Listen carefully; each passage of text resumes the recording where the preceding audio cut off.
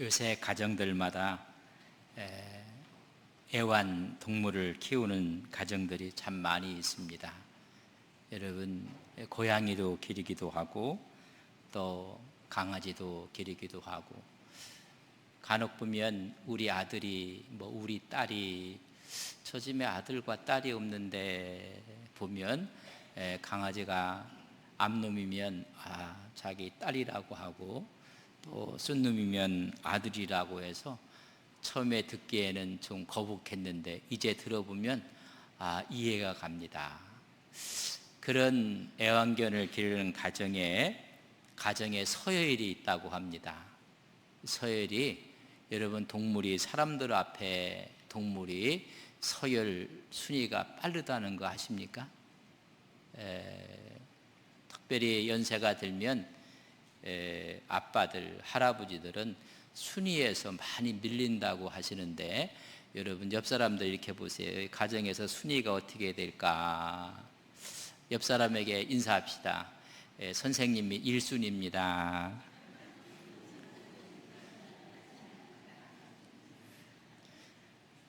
어느 분은 착각하지 마세요, 그럴 수도 있어요. 순위가 한참 뒤로 가 있다는 그런 말을 듣게 되면 그저 이렇게 살아야 되는가 생각도 듭니다. 한때 사실인지 아니면 지어낸 이야기인지, 그러나 사실을 근거해서 있었던 이야기입니다.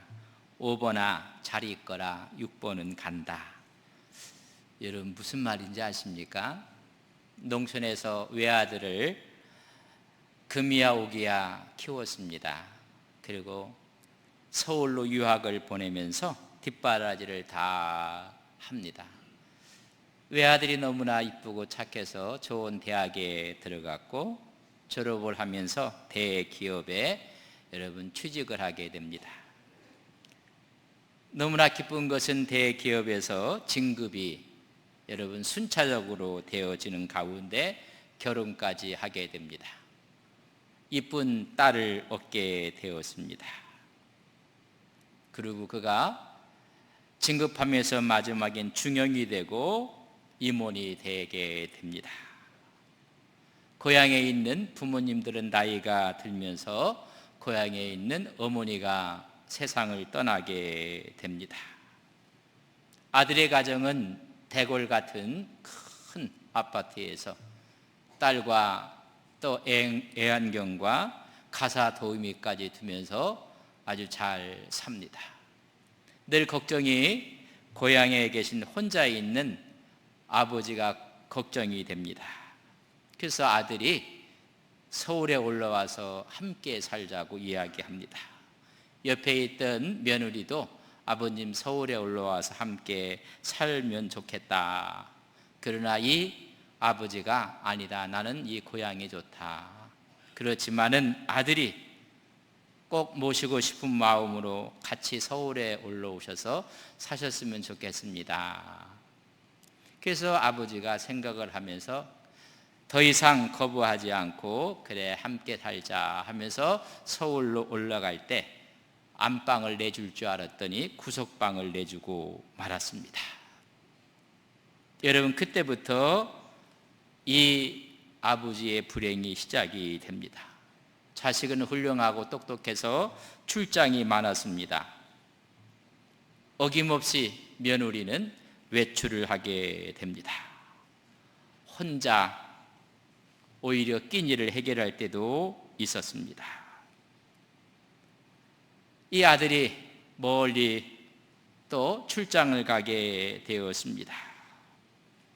그러나 아내는 거의 집에 없었습니다.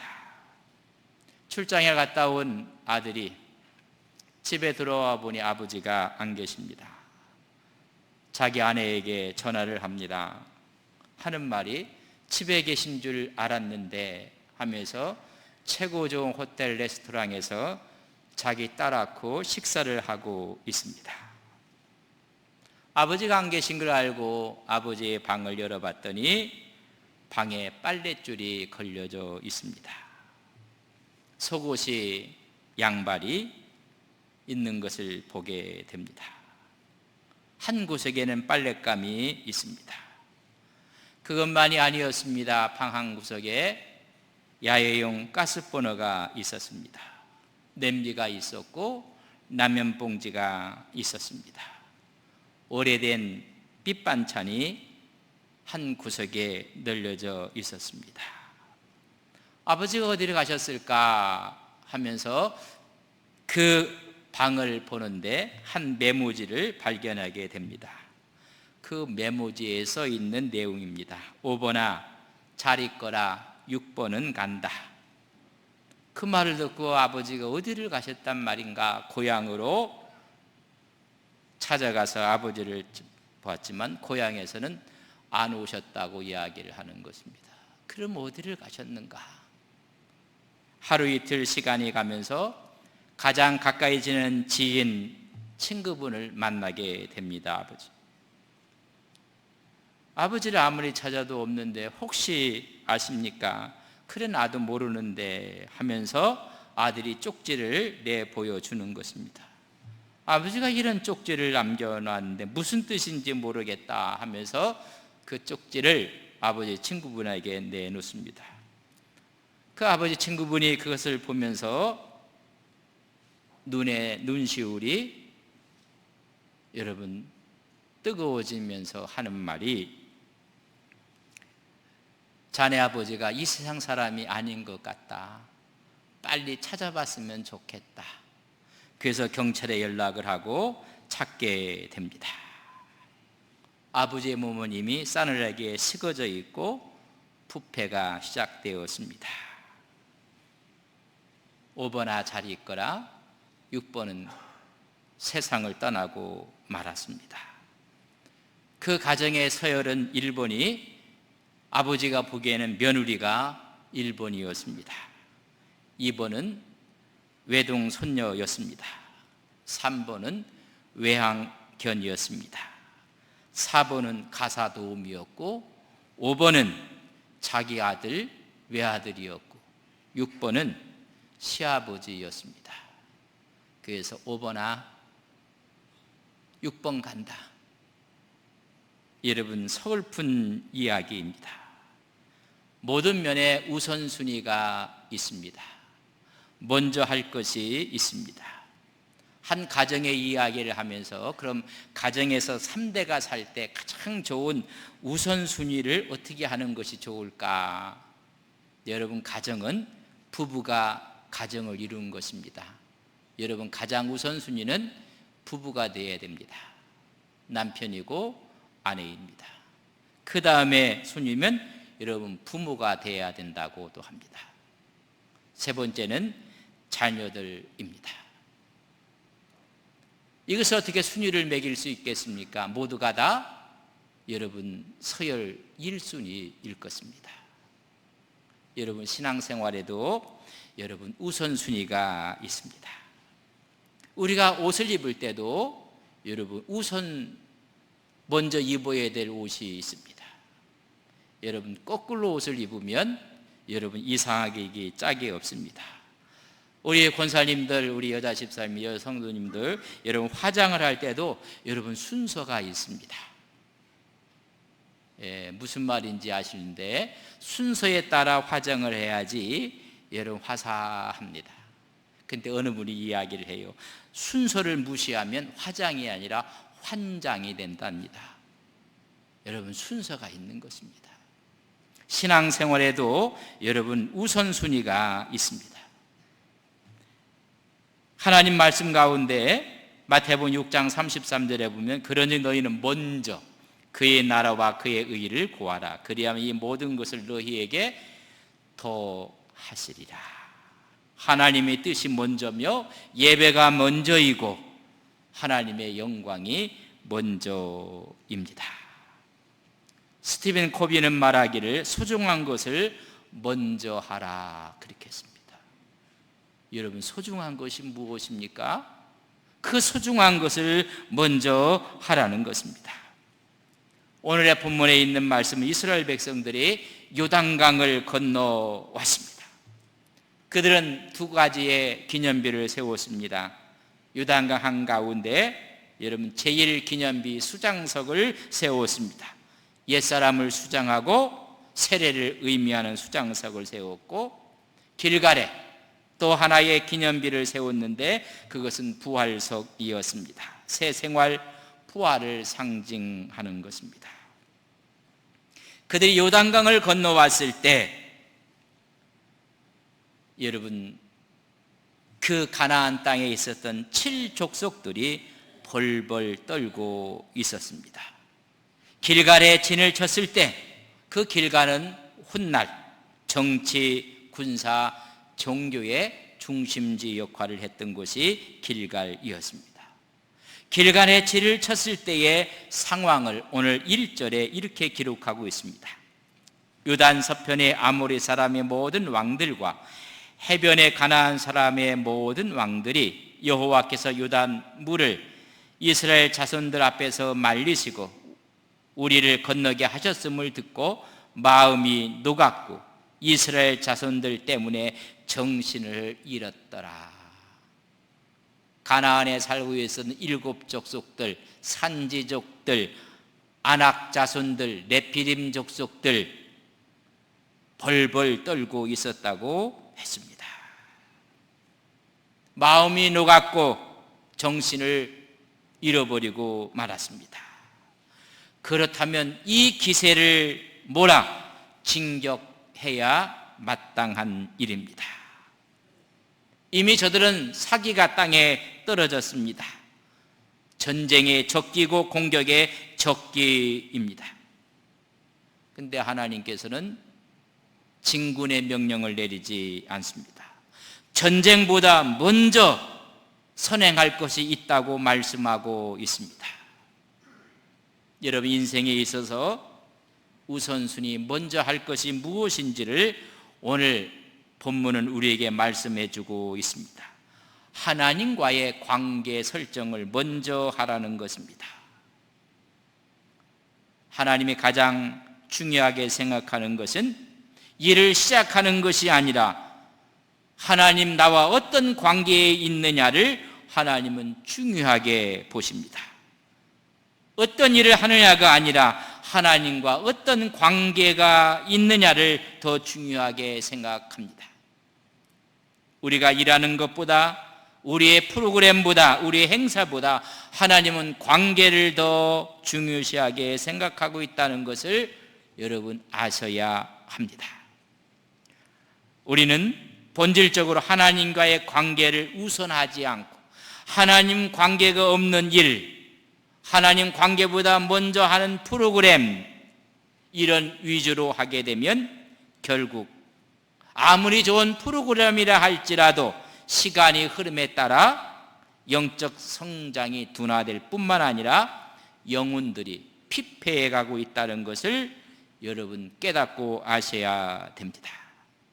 영혼이 메말라가는 것입니다. 전쟁에 앞서서 예상치 못했던 명령을 하나님께서 하십니다. 2절에 있는 말씀인데 우리 2절을 한 목소리로 함께 보겠습니다. 같이 보겠습니다. 그때 여호와께서 여호수에게 이르시되 너는 부싯돌로 칼을 만들어 이스라엘 자손들에게 다시 할례를 행하라. 지금 진군해야 될 시간에 할례를 행하라고 말하고 있습니다. 하나님과의 할례의 언약은 너무나 중요한 것입니다. 그들은 할례 없는 백성이 되고 말았다고 7절에 말씀해 주고 있습니다. 그들이 대를 잇게 하신 이 자손에게 여호수아가 할례를 행하였으니 길에서는 그들에게 할례를 행하지 못하였으므로 할례 없는 자가 되었음이니라. 하나님의 관계에서 가장 중요한 할례가 빠져나간 것입니다. 전쟁보다 먼저 하나님의 관계를 먼저 설정하라는 것입니다. 하나님과의 언약의 관계를 먼저 정립하라는 것입니다. 할례는 여러분 남자의 생식기의 표피를 베어내는 것입니다. 지금 전쟁 중인 것입니다. 만약 할례를 행한다면 남자들이 움직일 수가 없습니다. 오늘 8절에 보면 이런 말씀이 기록되어 있는 것을 우리가 보게 됩니다. 하나님 말씀 가운데 우리에게 이 할례를 행했을 때의 이야기를 잘 이해를 하셔야 됩니다. 좀 전에 말씀드린 것처럼 아브라함과 하나님과의 관계를 창세기 17장 10절과 11절에 말씀합니다. 너희 중 남자는 다 할례를 받으라. 이것이 나와 너희와 너희 후손 사이에 지킬 내 언약이니라. 너희는 포피를 베어라. 이것이 나와 너희 사이의 언약의 표징이니라. 먼저 표피를 베라는 것입니다. 이 표피를 뱄을 때 어떤 현상이 벌어졌느냐 하면 8절에 보면 또 그 모든 백성에게 할례를 행하기를 마침에 백성이 진중각 처소에 머물러 낫기를 기다렸다 했습니다. 여러분, 남자가 할례를 행하면 여러분 움직일 수가 없습니다. 낫기를 기다려야 합니다. 3, 4일 동안 움직일 수가 없습니다. 그들이 가장 우선시할 것은 저들이 벌벌 떨고 있을 때 진격하는 것이라고 생각했는데 하나님은 역으로 할례를 행하라는 것입니다. 그 자리에 머물러 있으라고 이야기를 하는 것입니다. 여러분, 할례를 전부 받지 않았습니다. 할례 받은 사람이 여러분 있었습니다. 오늘 5절 말씀에 보면 그 나온 사람들은 다 할례를 받았으나, 여러분, 나온 사람들이 누구입니까? 이스라엘 백성들이 다 할례를 받았지만은 20세 이상은 부정적인 보고에 하나가 됐기 때문에 광야에서 다 죽고 말았습니다. 그러나 20세 이하의 남자들은 할례를 받고 나왔지만 그들은 죽지 않았다는 이야기입니다. 그 나온 백성은 다 할례를 받았으나 20세 이하 된 사람 남자는 받았으나 다만 애굽에서 나온 후 광야길에서 난 자는 할례를 받지 못하였음이니라. 민수기에 여러분 백성들을 계수한 걸 추적해 보면 그 나온 사람 가운데 할례를 받았던 20세 이하의 남자들은 한 30만이라고 추정을 하게 됩니다. 그럼 광야에서 난 40년 동안 나왔던 이 할례 받지 못한 사람들을 한 70만이라고 생각을 합니다. 다시 말하면 30만이 70만 명에게 할례를 베풀었다는 것입니다. 그렇기 때문에 하루에 할례가 가능했다는 것입니다. 오늘 성서에 분명히 말씀하기를 할례를 받은 사람들, 그 사람들의 숫자가 여러분 민수기에 보면 한 30만으로 추정을 하는 것입니다. 광야에서 할례 받지 않고 태어난 남자들이 70만을 이야기를 합니다. 그렇기 때문에 여러분 하루에 할례가 다 끝날 수 있었다는 것입니다. 할례를 다 받고 나면 70만이나 되는 남자들은 거동할 수가 없습니다. 여러분 창세기에 보면 디나 사건을 우리가 잘 알고 있습니다. 야곱이 여러분 베델로 올라가야 되는데 잠시 세겜에 머물게 됩니다. 세겜족에게 야곱의 딸이었던 디나가 욕당하는 모습을 보게 됩니다. 여러분 세겜에게 여러분 오히려 순결을 빼앗기게 됩니다. 그 후에 너무나 디나를 사용해서 결혼하게 해달라고 모든 것을 다 배려할 테니까는 결혼에 대한 이야기를 합니다. 그때 할례 없는 사람하고는 결혼할 수가 없다는 것입니다. 전제 조건이 할례를 받으면 내 누이를 주겠다고 했습니다. 너무나 사랑한 나머지 이 세겜 족속 중에 이 세겜이 여러분 할례를 자기만 하니까 모든 족속에게 할례를 다 하게 만들었습니다. 여러분, 할례를 하고 나서 3일째 되는 날 가장 통증이 심할 때 어떤 일이 벌어졌느냐 하면 창세기 34장 25절에 보면 제3일에 아직 그들이 아파할 때에 야곱의 두 아들 디나의 오라버니 시므온과 레위가 각기 칼을 가지고 가서 몰래 그 성읍을 기습하여 그 모든 남자를 죽였다고 했습니다. 여러분, 남자가 다 할례를 받고 있으니 움직일 수가 없습니다. 오늘 이스라엘 백성들에게 우선 점검할 것이 할례를 이야기하고 할례를 행하라고 말을 하고 있습니다. 만약에 가나안의 7족속들이 기습해 온다면 여러분 속수무책일 것입니다. 근데 여기서 우리는 중요하게 생각할 것이 있습니다. 우리의 생각과 하나님 생각은 다릅니다. 우리는 영적인 전쟁을 할 때 중요한 것이 하나님의 생각과 우리의 생각이 다르다는 것을 이해를 하셔야 됩니다. 성서는 이사야 55장 8절에 보면 이는 내 생각이 너희의 생각과 다르며 내 길은 너희의 길과 다름이니라 여호와의 말씀이니라. 영적 전쟁에서 우리의 생각과 하나님의 생각은 다릅니다. 전쟁보다 먼저 하나님의 관계를 하나님은 말씀하고 있습니다.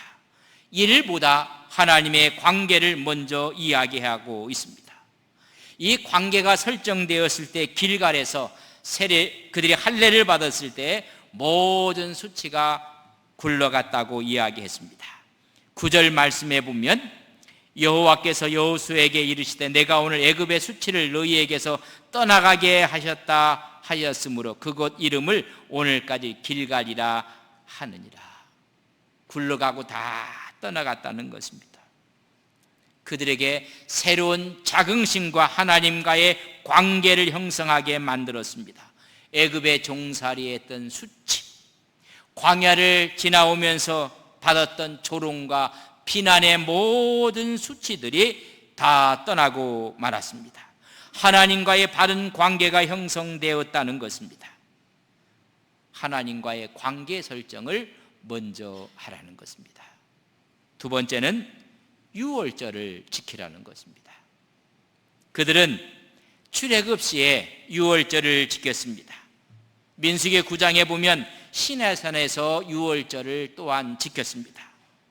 그 위에 38년 동안 광야에서 유월절을 지키지 못했습니다. 이제 길갈에 와서 두 번째 하나님께서 점검하며 먼저 해야 될 것은 유월절을 지키라는 것입니다. 오늘 10절에 보면 그들이 유월절을 지킵니다.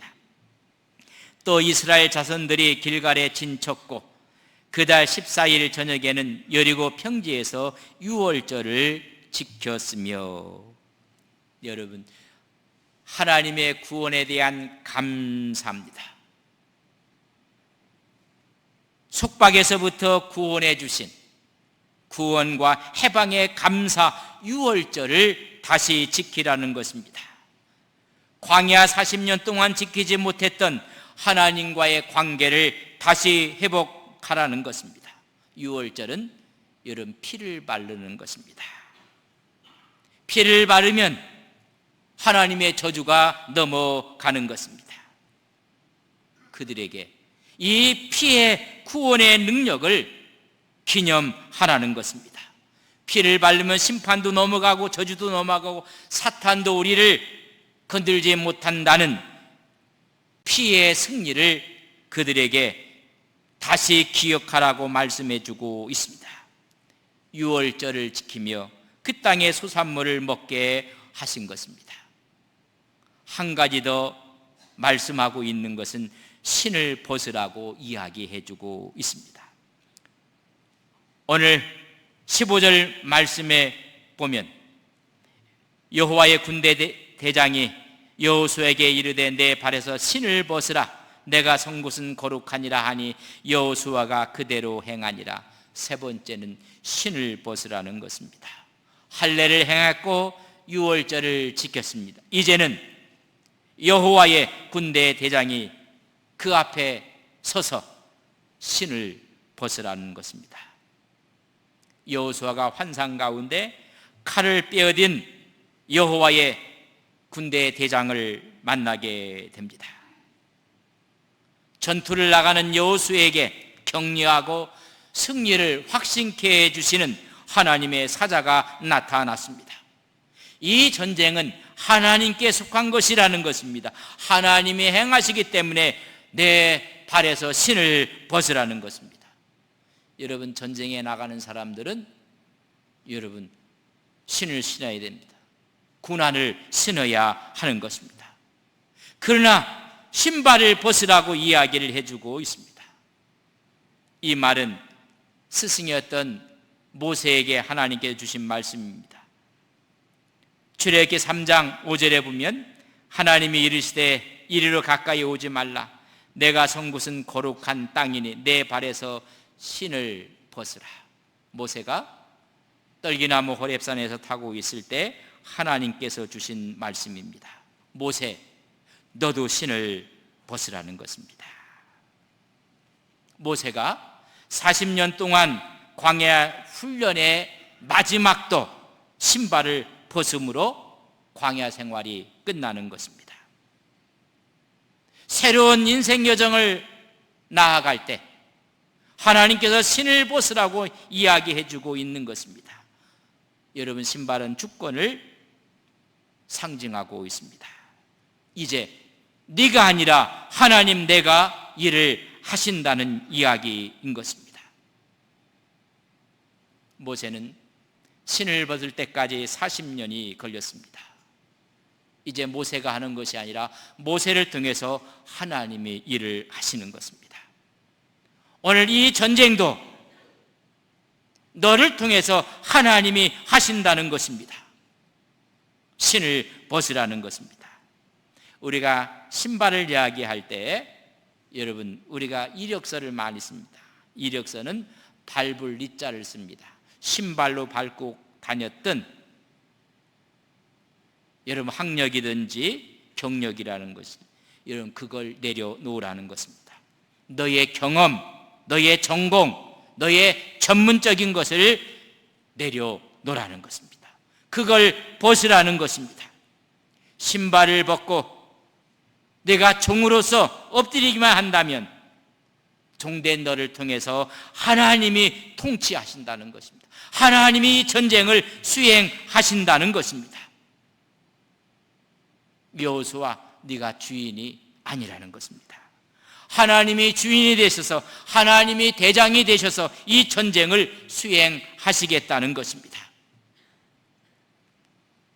전쟁 정복을 앞두고 먼저 하나님과 관계 설정을 먼저 하라고 오늘 말씀하고 있습니다. 이 관계 설정을 했을 때 그 다음 장에서 여리고성이 무너지는 것입니다. 첫째 명령은 할례를 행하는 것입니다. 마음의 할례를 행하는 것을 말씀하고 있습니다. 신명기 30장 6절에 보면 내 하나님 여호와께서 내 마음과 내 자손의 마음의 할례를 베푸사, 마음을 하나님께서 말씀하는 것입니다. 거기에 칼을 대서 이제는 그 마음으로 하나님을 사랑하고 하나님의 뜻에 따라 순종하도록 만드시는 것입니다. 할례는 마음에 하는 것입니다. 로마서 2장 29절에 보면 오직 이면적 유대인이 유대인이며 할례는 마음에 할지니, 굳은 마음을, 하나님과 멀어진 마음을 다시 재정립하라고 말씀하고 있는 것입니다. 예레미야 4장 4절에도 유대인과 예루살렘 주민들아, 너희는 스스로 할례를 행하여 너희 마음 가죽을 베고 나 여호와께 속하라. 하나님과의 관계 설정을 전쟁에 앞서서 말씀하고 있습니다. 굳어져 있는 마음의 가죽을 베어내라는 것입니다. 현대적인 의미는 할례는 세례를 이야기합니다. 육적인 몸을 벗고 예수 그리스도와 함께 살았다는 결단의 내용입니다. 골로새서 2장 11절에 보면 또 그 안에서 너희가 손으로 하지 아니하 할례를 받았으니 곧 육의 몸을 벗는 것이 그리스도의 할례니라. 그리스도와 함께 죽고 함께 사는 것입니다. 우선순위 첫째를 할례를 향하라고 말합니다. 두 번째는 유월절을 지키라는 것입니다. 예배의 스피릿입니다. 우리의 예배를 다시 점검하라는 것입니다. 하나님의 구원함에 대한 감사, 하나님의 자녀됨에 대한 은혜를 경험하라는 것입니다. 하나님의 피의 능력을 의지하라는 것입니다. 여러분, 예배의 능력을 회복하는 것을 먼저 하나님은 원하고 계셨습니다. 세 번째는 명령은 신발을 벗으라는 것입니다. 나를 벗어야 하나님의 세계가 열려진다는 것입니다. 하나님께 함께 일하는 법을 배우라는 것입니다. 우리가 신앙생활하면서 하나님과 함께 일하는 법은 일을 시작하는 것이 아니라 할례를 점검하는 것입니다. 하나님으로 가지 않았던 굳어있는 마음을 베어내는 것입니다. 예배의 감격을 회복하는 유월절이 필요합니다. 그리고 주권을 주님께 드리는 것입니다. 내가 아니라 하나님이 하시는 것입니다. 하나님의 함께 하심을 배우라고 말씀하고 있습니다. 인생에 살다 보면 나름대로 꿈이 있습니다. 그리고 계획이 있습니다. 갖고 있는 비전들이 있습니다. 아니, 우리의 가나안 땅이 있습니다. 그때 점검하셔야 됩니다. 하나님 앞에서 내가 할례 받았는가? 마음과 뜻을 다해 하나님을 사랑하고 있는가? 굳은 마음의 가죽을 베어냈는가? 두 번째는 유월절을 지키라는 것입니다. 예배의 감동이 살아나고 있는가? 세 번째는 신발을 벗는 것입니다. 내가 종의 자세로 하나님을 따르고 있는가? 바로 거기에 하나님의 임재가 있고 하나님이 보내신 군대의 대장이 우리 앞서 가시는 것입니다. 그때 우리에게 승리를 주시는 것입니다. 우리는 늘 신앙생활하면서 스스로 하나님과의 관계의 설정을 먼저 점검하셔야 됩니다. 여러분, 예배입니다. 그리고 하나님과의 관계입니다. 우리 교회의 사명선언물은 첫째가 예배입니다. 하나님께 예배하고 그 다음에는 관계입니다. 성도와 교제하고 하나님과 깊은 또 영적인 교제를 통해서 마지막에는 사역입니다. 사역을 통해 세상을 변화시키는 것입니다. 사역이 예배 앞에 올 수가 없습니다. 사역이 관계를 뛰어넘을 수가 없습니다. 우리가 예배를 점검하고 관계를 점검하면 사역은 물 흐르듯이 흘러가는 것입니다. 꼭 기억하십시오. 영적으로 승리하기를 원한다면 예배를 점검하셔야 됩니다. 하나님과의 관계를 정립하셔야 됩니다. 그 다음에 일을 하는 것입니다. 많은 사람들이 예배 앞에 일을 놓고 관계 앞에 사역을 놓을 때 문제가 심각해지는 것입니다. 우리 온 성도님들이 영적으로 먼저 점검하심으로 신앙으로 믿음으로 승리하시는 온 성도님들이 되시기를 주님의 이름으로 간절히 축복합니다. 함께 다